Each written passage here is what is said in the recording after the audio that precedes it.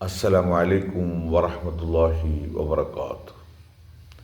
ഞാൻ ഔലിയ മുഹമ്മദ് ഷരീഫ് മണാർക്കാട്. 5 പ്രാവശ്യം നാം നിസ്കരിക്കുന്നു, അഥവാ സാഷ്ടാംഗം ചെയ്യുന്നു. അതിൻ്റെ സമയവും അത് എന്തിനാണ് ചെയ്യേണ്ടത്, എന്തിനാണ് അള്ളാഹു ഇങ്ങനെ നമ്മൾ ചെയ്യിപ്പിക്കുന്നത് എന്ന് നിങ്ങൾ ചിന്തിച്ചിട്ടുണ്ടോ? പ്രപഞ്ചമെന്ന ആ മാഗ്നറ്റിക് പവറിലൂടെ ഈ പ്രപഞ്ചത്തെ മുഴുവൻ നിയന്ത്രിക്കുന്നത് അള്ളാഹുവാണ്. അത് സൂര്യനെയും ചന്ദ്രനെയും അതുപോലെ തന്നെ ഗ്രഹങ്ങളും ഉപഗ്രഹങ്ങളും താരാപഥങ്ങളും ആകാശഗംഗയും അങ്ങനെ എല്ലാം ഉൾപ്പെടുന്ന ഭൂമിയും എല്ലാം ഉൾപ്പെടുന്ന ഈ പ്രപഞ്ചം മുഴുവൻ വലിയ ഒരു ശക്തമായ മാഗ്നറ്റിക് പവറിലാണ് ചലിച്ചുകൊണ്ടിരിക്കുന്നത്. ഈ ചലിച്ചുകൊണ്ടിരിക്കുന്ന ഈ ചലനത്തിൽ തന്നെ 5 പ്രാവശ്യം ഒരു ഗിയർ സംവിധാനമുണ്ട്. ആ ഗിയർ ഷിഫ്റ്റ് ചെയ്താൽ ലുഹർ പിന്നെ മെല്ലെ മെല്ലെ മെല്ലെ ഓട്ടോമാറ്റിക്കായി അസറിലേക്ക് വരും, പിന്നെ അവിടെ നിന്ന് ഷിഫ്റ്റ് ചെയ്യും, പിന്നെ മഗ്‌രിബിലേക്ക് വരും. അങ്ങനെ ഒരു സിസ്റ്റം ഉണ്ടായതുകൊണ്ട് ഇത്രയും വലിയ നന്മ ഈ പ്രപഞ്ചത്തിലുള്ള എല്ലാ സർവ്വചരാചരങ്ങൾക്കും നൽകുന്ന അള്ളാഹു, എല്ലാ സർവ്വചരാചരങ്ങളും അള്ളാഹുവിന് എന്ത് ചെയ്യണം? ശുക്ർ അഥവാ അള്ളാഹുവിന് നാം വഴിപ്പെടുക, അല്ലെങ്കിൽ അവനോട് നാം നന്മ ചെയ്യുക. ആ ശുക്ർ ചെയ്യാൻ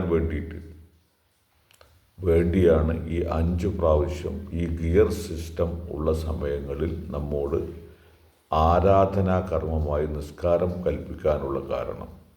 ആ നിസ്കാരം നാം പൂർത്തിയാക്കുക.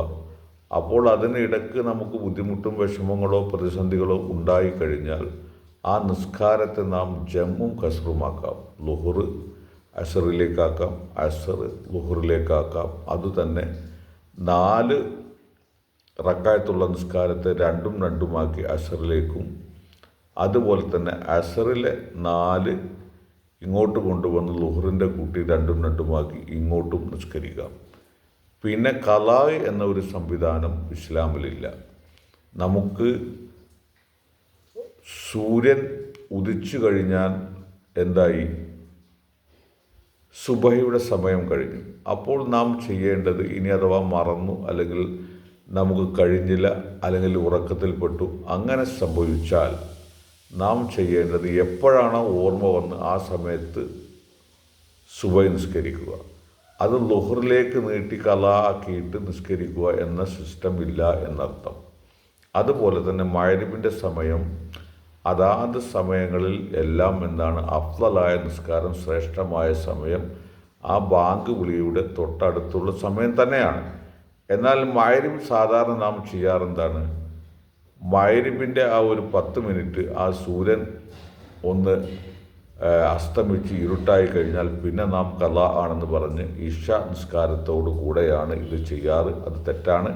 അതുകൊണ്ട് മഗ്‌രിബിൻ്റെ സമയം, മഗ്‌രിബ് ബാങ്ക് വിളിച്ച് ഇശ വരെയുണ്ട്. നിങ്ങൾക്ക് എന്തെങ്കിലും ജോലിയോ അല്ലെങ്കിൽ യാത്രയിലോ ആയി എങ്കിൽ മഗ്‌രിബ് നിസ്കാരം പിന്തിക്കാവുന്നതാണ്. അത് ഇശ നിസ്കാരത്തിൻ്റെ സമയം വരെ ചെയ്യാം എന്നർത്ഥം.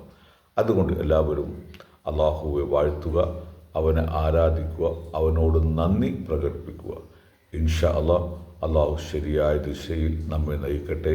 ആമീൻ ആമീൻ ആമീൻ യാ റബ്ബൽ ആലമീൻ.